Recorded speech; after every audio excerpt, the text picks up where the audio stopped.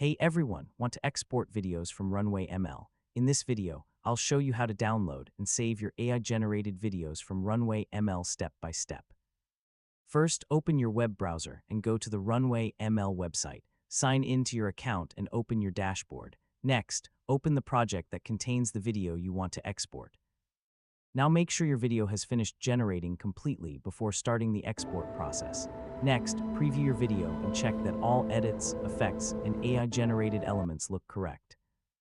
Look for the *export or download ** option in your project workspace. This option allows you to save your completed video to your device. Choose the available export settings, such as video quality, resolution, and file format, depending on your project needs. Click the export option and wait while Runway ML prepares your video file. Once the export is complete, open the downloaded file and check that the video quality and playback are working correctly. If you need to make additional changes, return to your project, edit the video, and export a new version.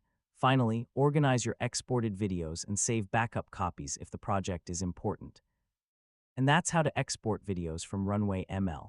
By using the export tools correctly, you can easily save your AI-generated videos and share them on YouTube, social media, or other platforms.